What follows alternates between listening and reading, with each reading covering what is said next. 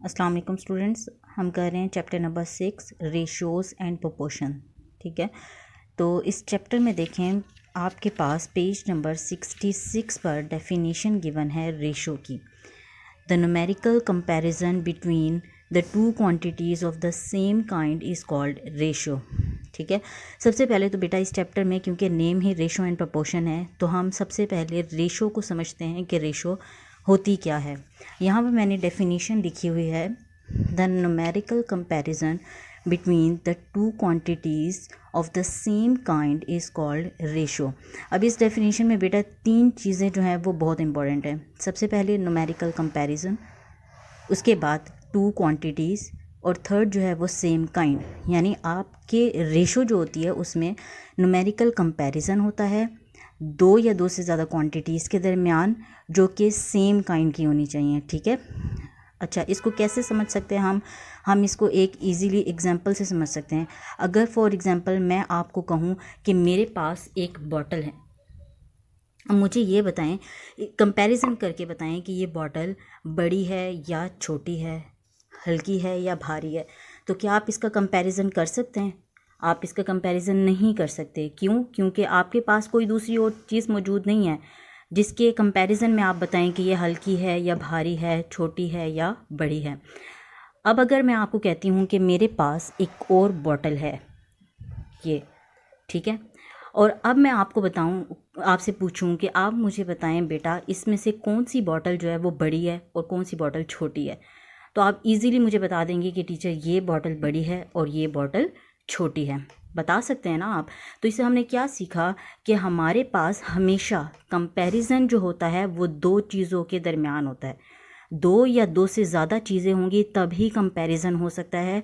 दो सिर्फ एक सिंगल चीज़ का आप कंपैरिजन नहीं कर सकते। जब एक बॉटल थी तो आप मुझे नहीं बता सकते कि ये बॉटल छोटी है या बड़ी है। ठीक है, जब आपके सामने दो बॉटल्स आ गई फिर आपने कंपैरिजन कर लिया, आपने इजीली बता दिया कि ये बड़ी है और ये छोटी बॉटल है। ठीक है, और दूसरी बात जो आपने सीखी वो क्या है कि हमेशा कंपैरिजन रेशोज़ में सेम काइंड की चीज़ों में होता है। यानी आप दोनों बॉटल्स का कंपैरिजन कर रहे हैं ना, कि लेंथ से कंपैरिजन कर रहे हैं आप कि इस बॉटल की लेंथ बड़ी है, इस बॉटल की लेंथ छोटी है।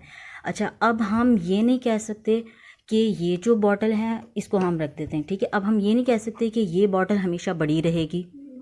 हम कह सकते हैं कि ये बॉटल बड़ी है तो ये बड़ी ही रहेगी। हो सकता है हमारे पास एक और बॉटल हो जो कि इससे भी बड़ी हो। अब ये मैंने रख दी एक और बॉटल। ठीक है, अब ये देखें कि ये बॉटल बड़ी हो गई, ये बॉटल छोटी हो गई। ठीक है, तो ये है कि यहाँ पर चेंज आता रहता है, रेशोज़ में चेंज आते रहते हैं। कोई क्वांटिटी आपके पास बड़ी होती है, कोई क्वांटिटी आपके पास छोटी होती है। ठीक है, जो हमेशा फिक्स नहीं रहती। अब आपने जो कंपैरिजन करना है वो हमेशा कंपैरिजन किन के दरमियान होता है? सेम काइंड की चीज़ों के दरमियान। यानी अगर आप हाइट का कंपैरिजन कर रहे हैं तो आप हाइट से ही करेंगे। वेट का कंपैरिजन कर रहे हैं तो आपने वेट से ही कंपैरिजन करना है। किसी चीज़ की लेंथ को कंपेयर कर रहे हैं तो दूसरी चीज़ की लेंथ से ही कंपेयर करेंगे। कलर को आप कलर से कंपेयर कर सकते हैं, करेंसी को करेंसी से, स्पीड को स्पीड से। ठीक है, और बहुत सारी ऐसी है कंपैरिजन जो कि आप चीज़ों का आपस में कर सकते हैं। लेकिन आपने माइंड में यही रखना है कि कंपैरिजन हमेशा सेम काइंड में होता है। ठीक है, अच्छा, और अब ये अगर एक छोटी सी एग्जांपल मैं आपको समझाऊं, मेरे पास है ₹5, आपके पास है ₹10। ठीक है, इसको मैंने लिख दिया रेशो की फॉर्म में। इसको क्या कहते हैं? इसको इज़ टू भी कहते हैं, इसको रेशो भी कहते हैं। ठीक है, और इसको हम थर्ड जो हम लिख सकते हैं टाइप में वो क्या है? ओवर की फॉर्म में, 1/2 डिवाइड की फॉर्म में। ठीक है, अब मेरे पास है ₹5, आपके पास है ₹10। अब इसमें दो तरह की बातें आ जाती हैं, दो तरह के कंपैरिजन, कि मेरे पास आपसे आधे रुपए हैं, ठीक है, या फिर आपके पास मुझसे डबल रुपए हैं। हो सकता है ना। अब इसको अगर हम डिवाइड कर दें, 5 से अगर हम डिवाइड कर दें तो ये आ जाएगा 1/2। ये आ गई इसकी सिंपलेस्ट फॉर्म। ठीक है, यानी हमने 5 से दोनों को डिवाइड किया तो हमारे पास आ गया 1/2। और ये देखें कि कंपैरिजन हो रहा है दोनों सेम काइंड में, यानी ₹5 और ₹10 दोनों हैं क्या? दोनों रुपीज़ ही हैं। ठीक है, रुपीस के दरमियान ही हम कंपैरिजन कर रहे हैं। और इसको हम कैसे लिख सकते हैं, इसको हम 1/2 की फॉर्म में भी लिख सकते हैं। यानी इसको आप रीड कैसे करते हैं, इसको आप 5:10 रीड कर सकते हैं, ठीक है, ये 1:2 रीड कर सकते हैं, 1:2 रीड कर सकते हैं, और 1/2 की फॉर्म में भी इसको हम लिख सकते हैं। इसके बाद देखें, आपके पास रेशो में ये जो फर्स्ट एलिमेंट होता है, फर्स्ट एलिमेंट आपका कहलाता है एंटीसीडेंट, ठीक है, फर्स्ट एलिमेंट क्या कहलाता है, एंटीसीडेंट। और जो सेकंड एलिमेंट होता है वो कहलाता है कॉन्सिक्वेंट। हमेशा याद रखना है आपने, फर्स्ट एलिमेंट एंटीसीडेंट कहलाएगा और सेकंड एलिमेंट कॉन्सिक्वेंट कहलाएगा। रिलेशनशिप आपको बताया हुआ है बुक में बिटवीन रेशो एंड फ्रैक्शन। यानी जो आपके पास रेशो अगर फॉर एग्जांपल है 1:2, तो जो आपका एंटीसीडेंट है इसको आप एज अ न्यूमरेटर लिख सकते हैं, और जो आपके पास कॉन्सिक्वेंट है इसको आप एज अ डिनोमिनेटर लिख सकते हैं। ये रिलेशनशिप है बिटवीन रेशो एंड फ्रैक्शन। यानी आप एंटीसीडेंट को एज अ न्यूमरेटर लिख सकते हैं और आप कॉन्सिक्वेंट को एज अ डिनोमिनेटर लिख सकते हैं। स्टूडेंट्स, आज जो हमने क्वेश्चंस करने हैं वो हैं exercise 6.1 question number 4 and 5। Question number 4 है right each of the following quantities into ratios and reduce into the simplest form. और फिर क्वेश्चन नंबर 5 है सिंप्लीफाई। इससे पहले मैं आपको बेटा पेपर पैटर्न दिखा दूं।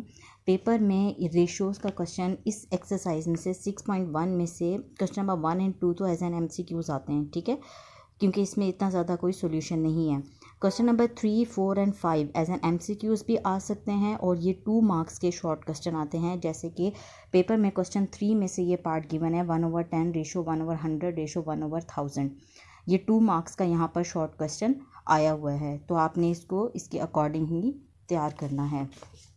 क्वेश्चन नंबर 4 देख लें, right each of the following quantities into ratios and reduce into the simplest form.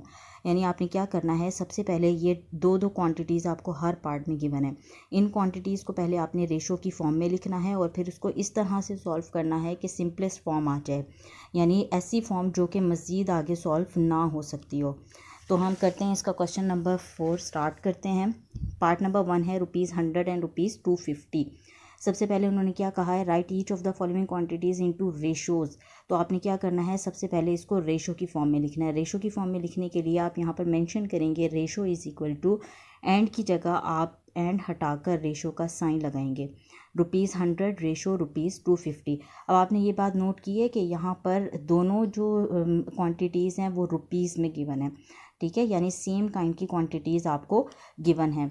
अब यहाँ पर मैंने आपको ये भी बताया था कि इसको हम डिवीजन की फॉर्म में भी लिख सकते हैं, यानी ₹100/250। तो देखें, जब डिवीजन में सेम क्वांटिटीज़ होती हैं ऊपर नीचे कैंसिल हो जाती हैं, ठीक है, तो रुपीज़ जो है वो रुपीज़ से यहाँ पर डायरेक्ट आप कैंसिल कर सकते हैं। उसके बाद देखें, एक ज़ीरो से कैंसिल हो जाएगा। सिंप्लीफाई करते हैं इसको, 0 से कैंसिल हो जाएगा, आपके पास बचेगा 10 एंड 25। अब आपने ऐसा हाईएस्ट कॉमन फैक्टर लेना है।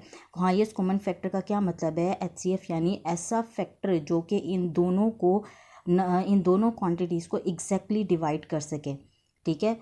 तो अब अगर 5 से डिवाइड करते हैं तो 5 2s 10, 5 5s 25, ठीक है। 5 एक ऐसा हाईएस्ट कॉमन फैक्टर है इन दोनों का जो इन दोनों को लोएस्ट फॉर्म में कन्वर्ट कर देता है और इसको डिवाइड कर देता है, ठीक है।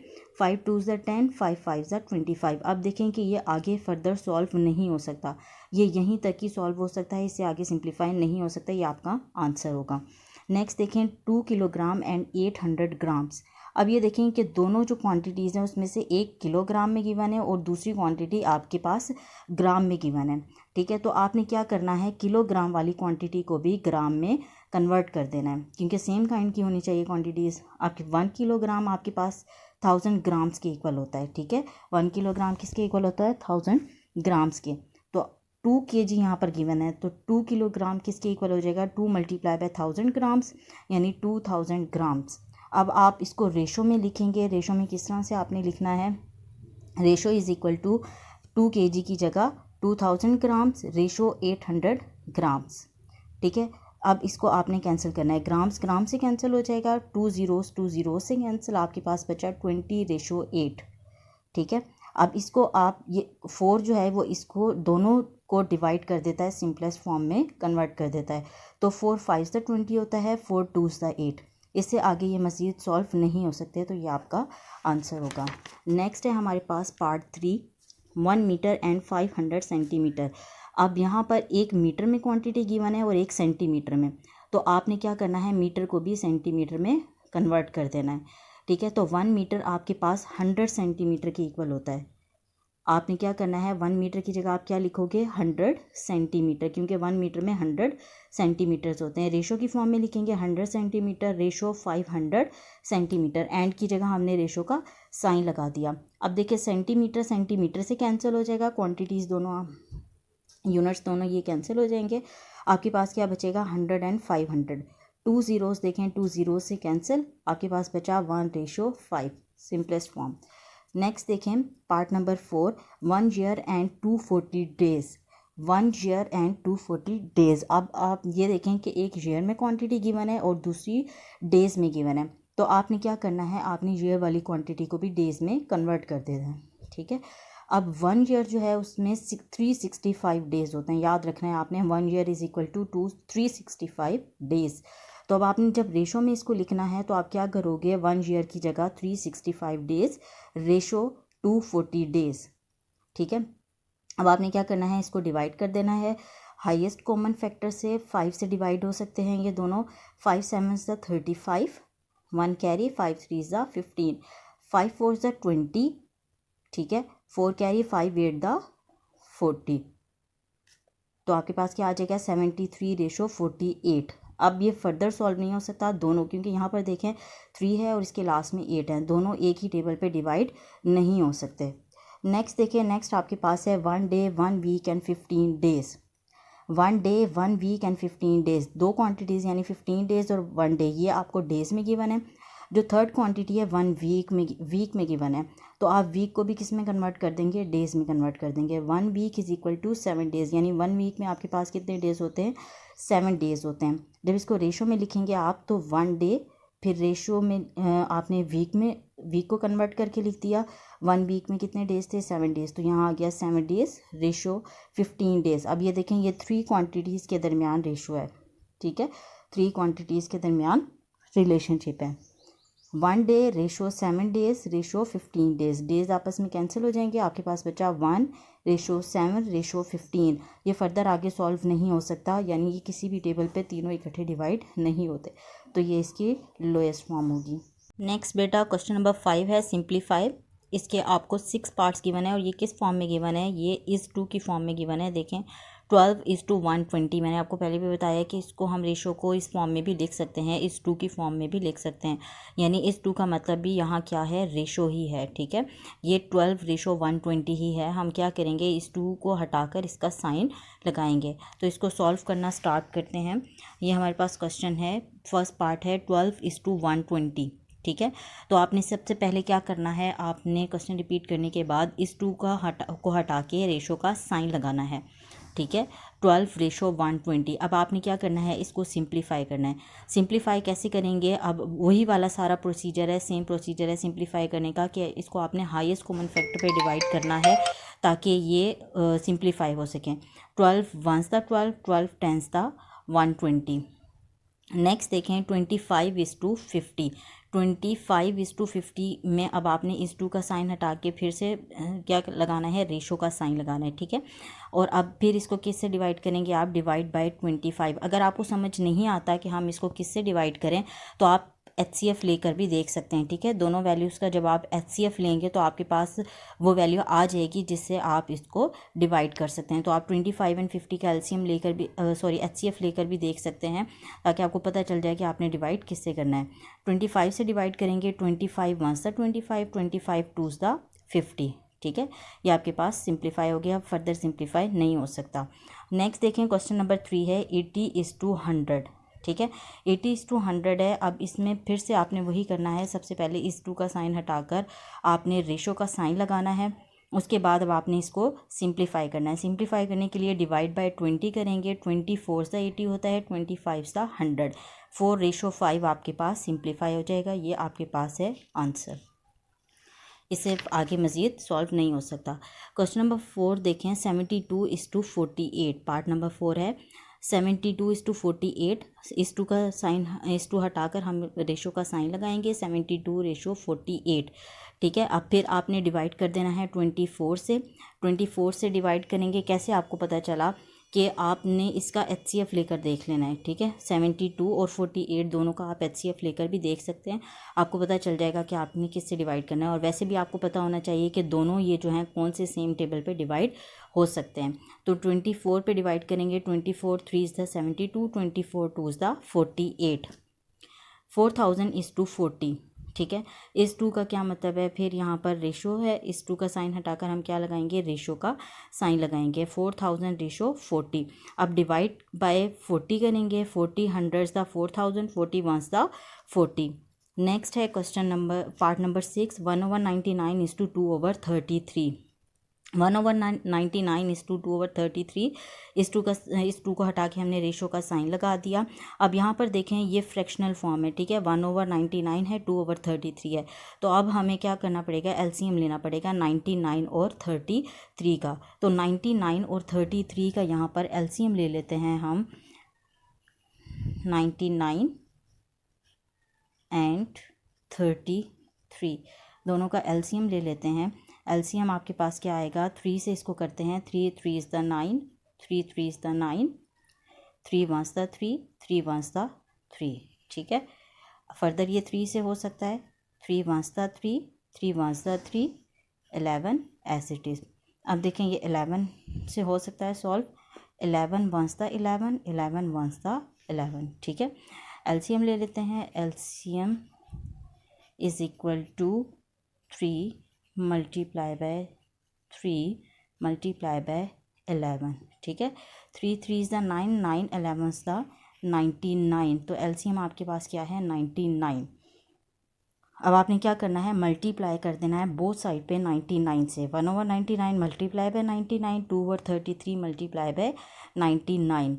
99 यहाँ पर 99 से कैंसिल हो जाएगा, आपके पास बचेगा 1। 33 को 3 से करें तो 99 बनता है। ठीक है, 3 3 इज़ द 9, 3 3 इज़ द 9, ये आपके पास बचा 3, 3 2 इज़ द 6, यानी 1:6 ये आपके पास सिंप्लीफाई हो गया। इससे फर्दर ये सिंप्लीफाई नहीं हो सकता।